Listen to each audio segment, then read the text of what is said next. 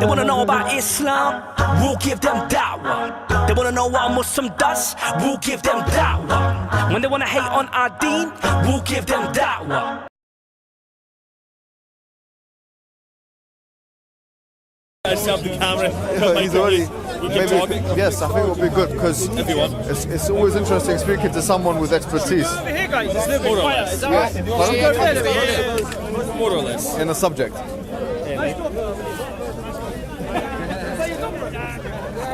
It's a nice dog, yeah. It's very halal, don't worry. So I want to. Yeah. You can hear yourself think. Exactly. So William, I want to ask you a question. Sure, go for it. What's your thesis of how we got here? Not as biological entities, but I'm speaking about the bigger picture. How do you explain it, or what's your understanding of it? It might not be as satisfying a conversation as you think it might be, because generally my answer is I don't know, which leaves a lot of people like, fuck, that was a shit conversation. Let me ask you a question. Let me put forward a series of statements, and it'll be very much straightforward statements. Okay, I'm not going to, and you tell me whether you agree or disagree. I might not be able to do that. I don't like yes and no situations. Life is very complicated. I don't know. It's nothing about life. I'm speaking about the bigger picture, and then we can go zoom into life. Yeah. Just tell me whether you agree or disagree. Well, we'll see. All right. Proposition 1. There is no doubt that there is existence. Something exists. Yeah. Okay. Something exists. You agree? Proposition 2. That existence is divided into necessary and contingent. Now let me explain the terms. Let me define them. A necessary existence is something which exists without depending upon something else. A contingent existence is something which depends upon something else to exist.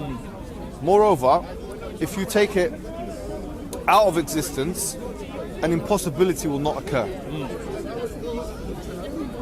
Do you agree with that? No. Okay, so explain why you don't agree with that. It's a presupposition that you can't prove or disprove.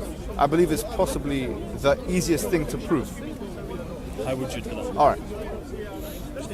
There's two options. There's three things possibly that could exist. There are impossibilities which cannot exist, like a squared circle. Right. Can't exist. Agreed? You have contingent things, which are things which depend upon other things to exist, like me and you. You depend upon your parents, I depend upon my parents to exist. Sure. And there are things which don't depend upon anything to exist, necessary existence. Would you agree that this is a fine classification? No, we don't know.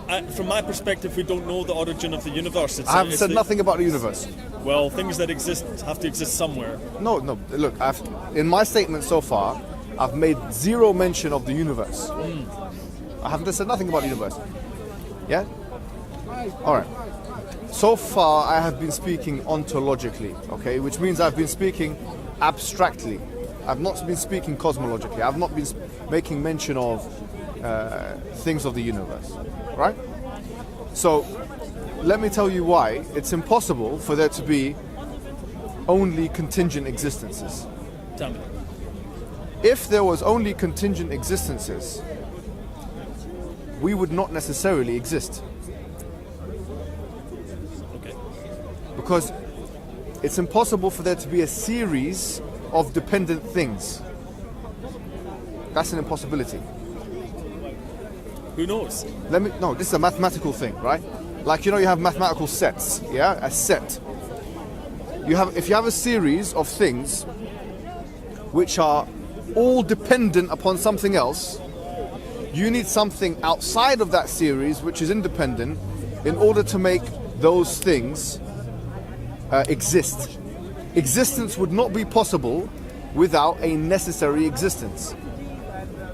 Maybe so. No, it's not maybe. This is yes or no. Because I'll tell you why. Well, for me, it's not. Well, because I don't believe it. I don't believe. Like I say, it might not be. Give me an alternative. It might not go the way you think. Well, because I'm of the position that I don't believe in people knowing the truth. I think that reality is much more complex than we can understand.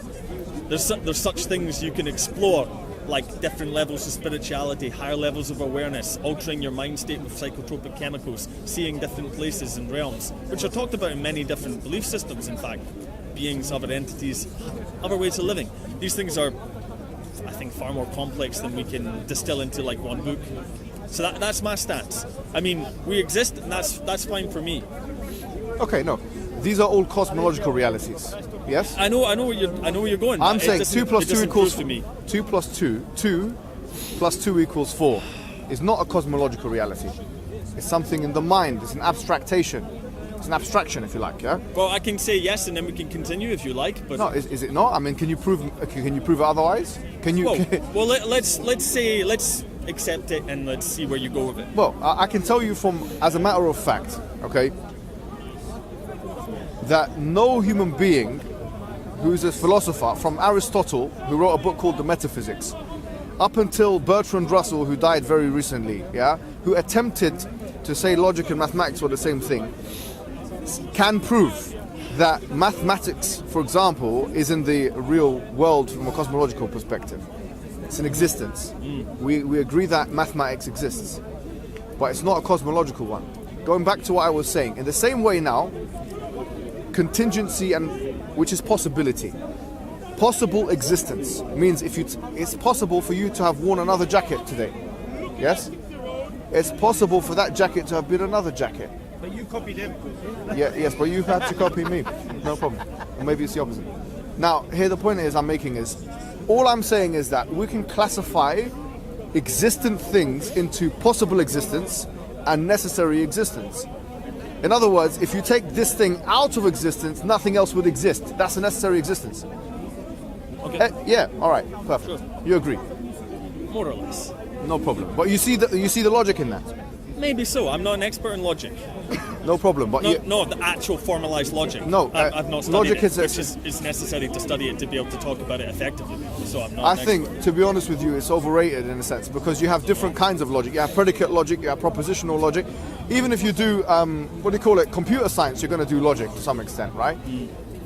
It just requires you to put things together here. All I'm saying is, you cannot, this is my statement, you cannot have a series of dependent possible things.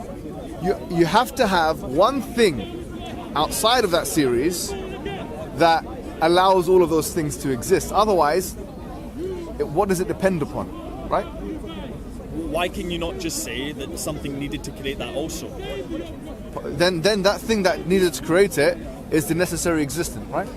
Then can it not continue? Turtles all the way down? What, into infinity? So into infinity in terms of number or in terms of quantity? Does it matter? Right, actual infinity, or what kind of potential infinity? What kind of infinity are we talking about here? I don't know. Yeah, okay, so no problem. If you say it's an infinity, if the series is an infinite series, first and foremost, it's impossible to have an infinite series. Is it? Yeah, the reason why is because if you have an infinite series and you have something added to it, it will contradict its infinity, right? I don't know. I think a series, is an infinite number. a series is by its nature bound. By what? It's bound by the fact that it's a series. So if you put something into it, or if you take something out of it, it will contradict its infinity. But let's just say... Well, we can keep going because it's boring. Yeah, right. So there's a necessary existence. Yeah, well, okay, sure. Okay, so everything depends upon this, and it depends upon nothing. You can tell me that. Okay, no problem. Maybe so. Now, if we agree that there's a necessary existence, which everything depends upon, and it depends upon nothing, can you have more than one necessary existence? I don't know. It's impossible to have more than one necessary existence because one of them will have to depend upon the other one. So by nature, there will only be one necessary existence. Correct? Okay. Alright, so we talked about the fact that there must be, logically speaking, even on an ontological level, just using abstraction, there must be a necessary existence which everything depends upon and it depends upon nothing. It must be one. And it also must be unique. Do you know why it must be unique? Why? Because had it had something, for example, if it was a composite, if it was a configured entity, of many different parts, then it would depend upon its parts for its existence. For example, like yourself, right? You are a human being, I'm a human being, I have many different limbs, yeah, and parts. And without those limbs and parts, I couldn't exist. So in essence, I depend upon my parts to exist. At least physically. Right, so it must be something which doesn't have any parts. Right? It's not a composite. I don't even. The interesting thing is, I don't mind. Okay, no You know what I problem. mean? All of this stuff it actually doesn't affect me. It doesn't affect me that much. No, it does affect you, and I'll tell you why. Tell me why. Because if we accept all the premises that I put forward, then in effect what you've done. One more thing I'll say to you is, right, that thing, if we agree with the fact that there is time, yes, there cannot be something which precedes it.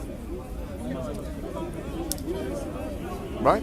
Okay. Because then it would, in effect, either be contingent on that thing, dependent on it, or it would be caused by it.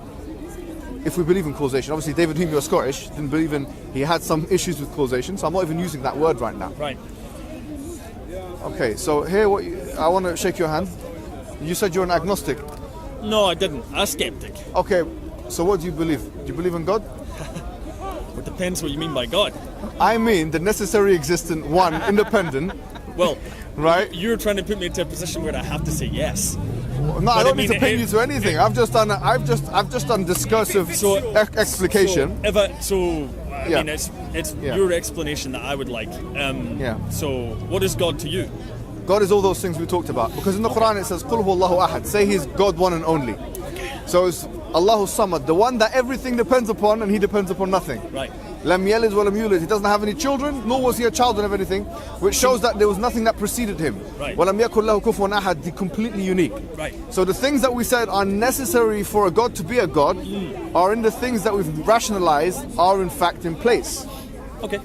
So therefore, does this make sense to you rationally? No, I know where you're going. Sure. Right. So it can't be, for example, a plethora of gods. Because they'll be probably independent. Yeah, no, definitely not. I mean, I don't necessarily agree with the start. So. Oh, we did agree with the start.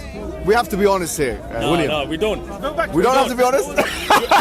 sorry. No. We do. It's good to be honest, but Right. it's hard to be honest when you don't know all the truths of the universe, which none of us do. We're not talking about the universe. Well, I am. Do you know why we're not talking about the universe? When I say that, I mean existence that we can comprehend, which is what we've been doing in discussion of Right, logic, no. which is an existence. Let me explain right? to you something, right? This is an ontological argument. An ontological argument means just like mathematics, right? It's something which resides in the mental, abstracted realm. We can easily transfer it to the cosmological realm, easily, right? And it can be applicable in the cosmological realm, but it can exist without a cosmological inference. Sure, an idea. Yes, an idea just like mathematics, but a real one, just like mathematics. Yeah. So having Just abstract mathematics. abstract mathematics is real, is it not?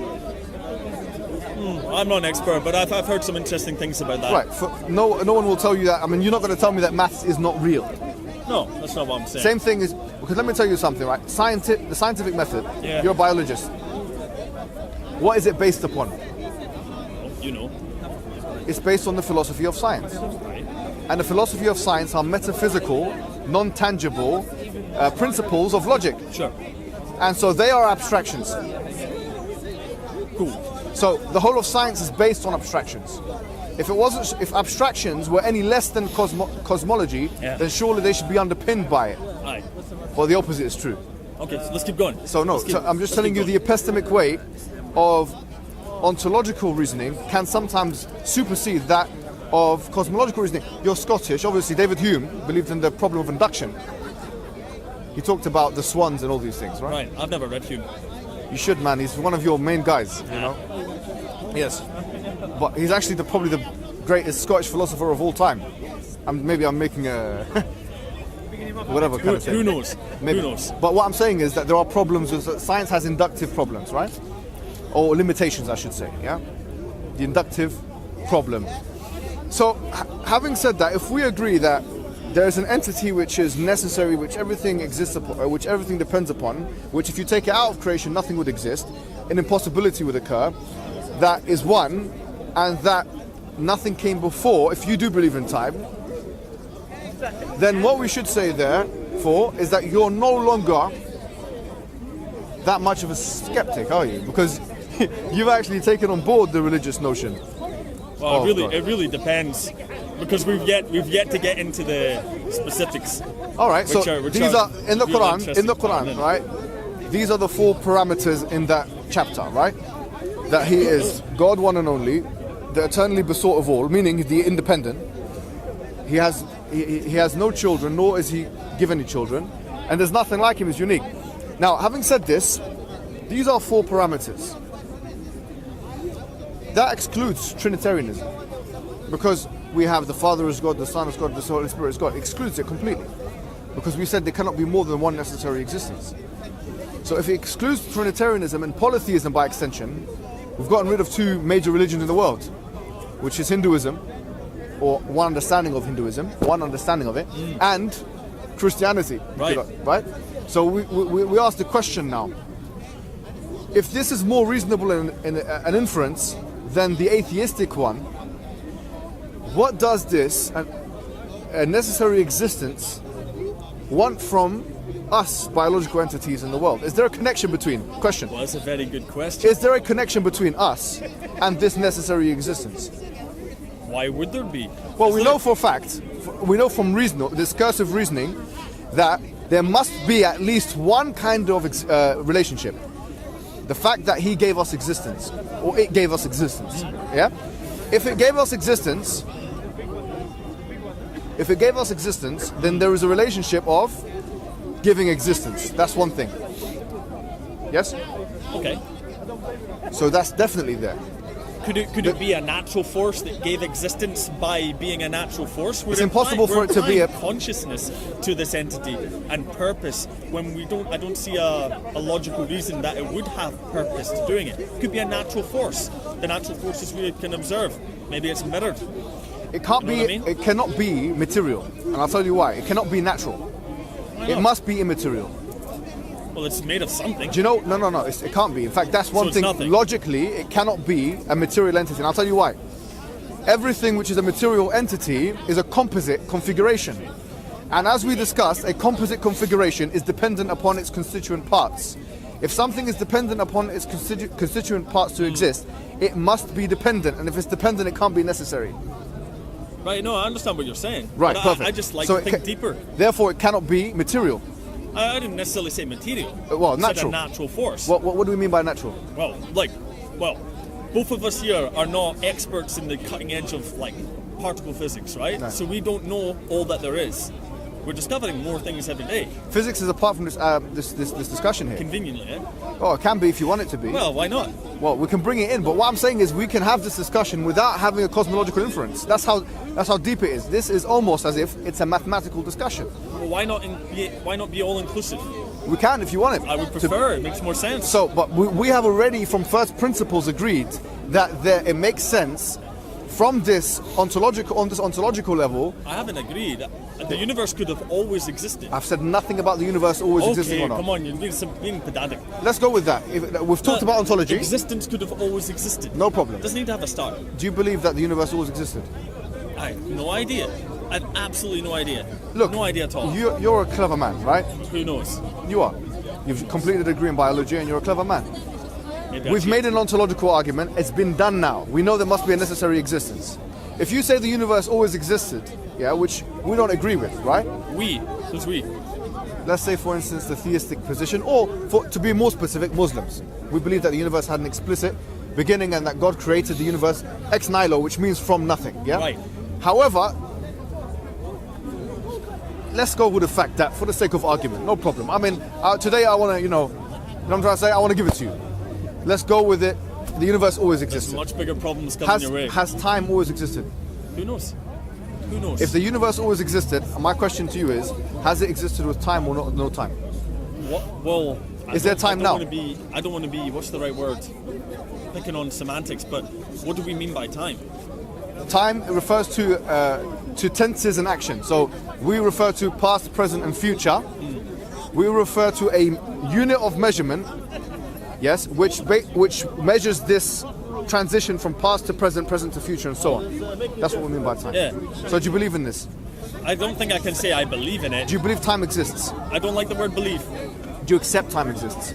I live my life that it does exist, in the view that it does. All right, so I can't say definitely. Epistemically, you accept the value of time.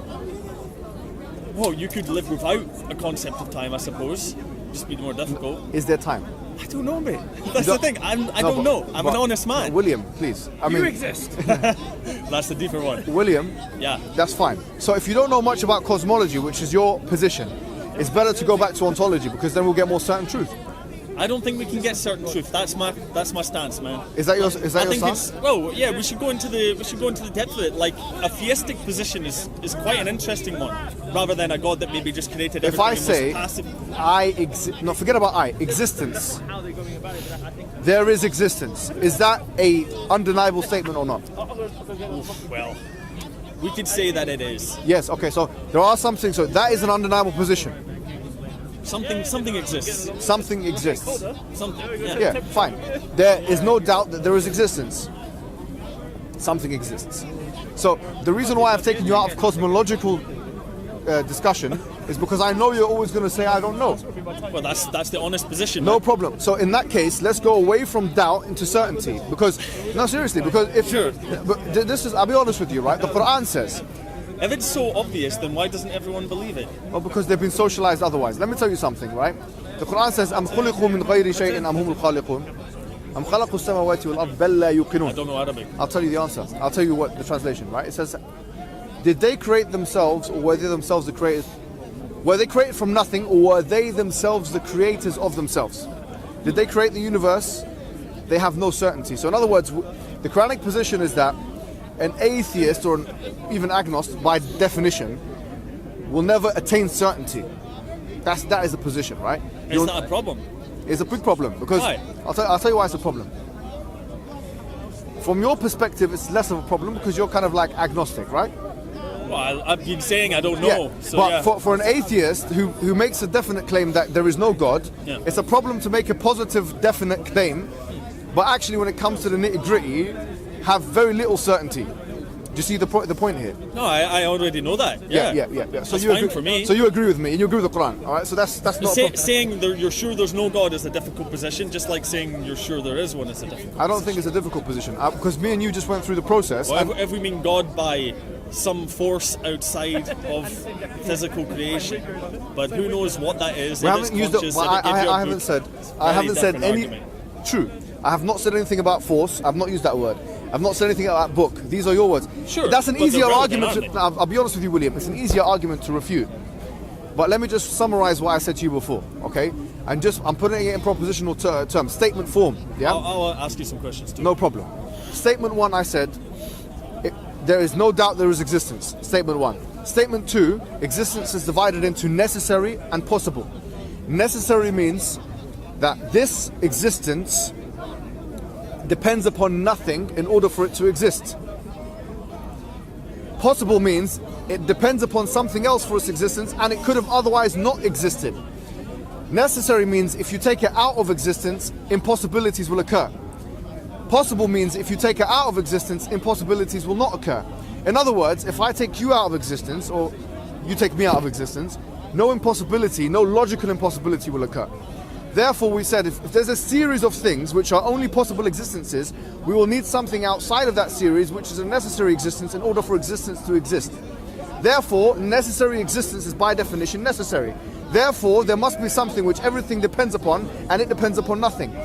Also, that thing has to be one, because if there were two necessary existences, there would be two things which necessarily claim to have nothing it depends upon. One of them would have to depend upon the other.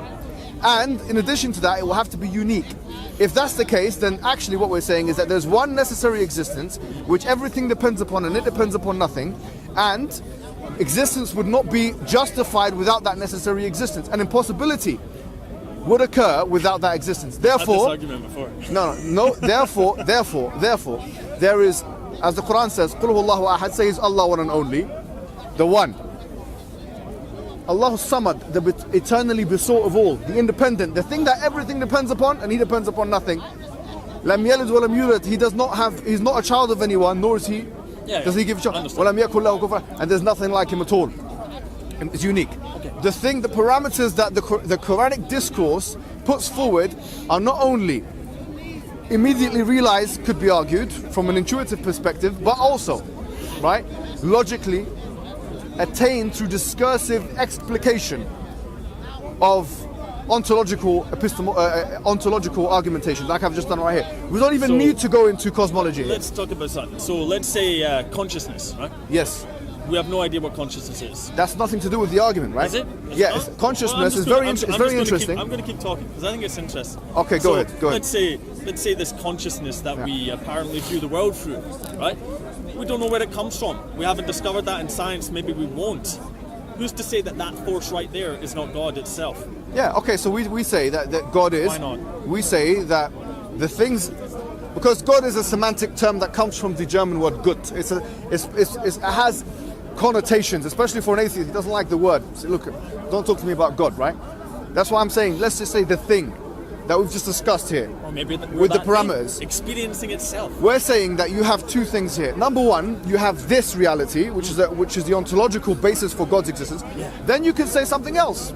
If you believe in causation, you can make the Ghazali argument, which is that everything that begins to exist has a cause. Yes. The universe began to exist, therefore the universe has a cause. Right. If, of course, you don't believe the universe began to exist, then you don't need to say that this argument doesn't apply to you. But we don't need the argument. Okay. Yeah. Can we? It's a nice spiel. Right. So let's take it further. So let's say all these things are right. Yes. Where do we go from there? We go from there. We ask the question why now? Because what does the necessary existence, what does this samad, if you like, the thing that everything depends upon, and it depends upon nothing, what does it want from us? That's an interesting question. Right. Why would it have wants? Okay, why did it put us into existence? That's the question. And this is a logical question. I've heard the answer, and I find it exceptionally dissatisfying. Okay, tell me why. Exceptional. What is the answer? To worship it.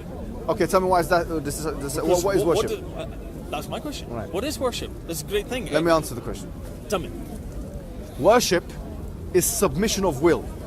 Submission. Yes. Interesting. Yeah? It literally means that you voluntarily submit your will to the necessary existence. It's really what worship is. Let me tell you what worship is. Is it asking for our life and energy? Is it No. asking for our life force? Let me tell you Sounds exactly what worship is, all right? Right. Worshipping is realizing who you are. That's all it is. That's interesting. Yeah. It's all it is. To worship God is to realize that you're a dependent. So we don't have any real power. Absolutely. That all of your power is ceded to you from the necessary existence. Your existence is as a result